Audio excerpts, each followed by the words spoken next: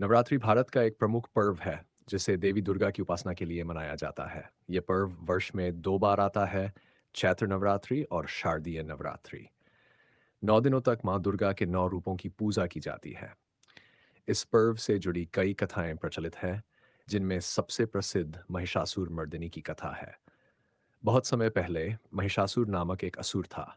उसने कठोर तप कर भगवान ब्रह्मा को प्रसन्न किया और उनसे अमरता का वरदान मांगा।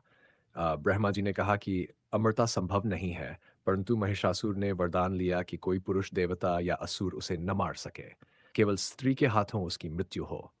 वरदान पाकर वह अहंकारी हो गया और तीनों लोकों में उत्पात मचाने लगा। देवताओं को हराकर उसने स्वर्ग पर अधिकार कर लिया। सभी देवता अत्यंत चिंतित हो उठे और भगवान विष्णु, शिव तथा ब्रह्मा के पास पहुंचे। तीनों ने अपनी दिव्य शक्तियों का तेज मिलाकर एक अद्भुत देवी का रूप बनाया। इस तेज से उत्पन्न हुई थी माँ दुर्गा, जिनके 10 भुजाएं थीं और हर देवता ने उन्हें अपने अपने शस्त्र प्रदान किए। देवी दुर्गा ने महिषासुर को युद्ध के लिए ललकारा। महिषासुर ने भीषण युद्ध किया। कभी वह भैंसे का रूप लेता, कभी शेर, कभी हाथी और कभी अन्य रूपों में बदल जाता। 9 दिनों तक युद्ध चलता रहा। 10वें दिन माँ दुर्गा ने उसे भैंसे के रूप में परास्त किया और त्रिशूल से उसका वध कर दिया। इस प्रकार धर्म की पुनः स्थापना हुई और देवताओं को उनका स्वर्गलोक वापस मिला। इसीलिए नवरात्रि के 9 दिन देवी दुर्गा की आराधना और 10वें दिन विजयादशमी का पर्व मनाया जाता है। नवरात्रि में माँ के 9 रूपों शैलपुत्री, ब्रह्मचारिणी, चंद्रघंटा, कूष्मांडा, स्कंदमाता, कात्यायनी, कालरात्रि, महागौरी और सिद्धिदात्री की पूजा की जाती है। प्रत्येक दिन का अपना विशेष महत्व और साधना विधि होती है। भक्त उपवास रखते हैं, माता के भजन कीर्तन करते हैं और दुर्गा सप्तशती का पाठ करते हैं।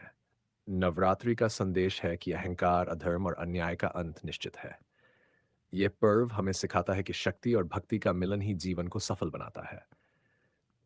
माँ दुर्गा केवल बाहरी शत्रुओं को ही नहीं, बल्कि हमारे भीतर के आलस्य, क्रोध, लोभ और अहंकार जैसे नकारात्मक भावों का भी नाश करती है। भारत के विभिन्न राज्यों में नवरात्रि अलग-अलग तरीके से मनाई जाती है।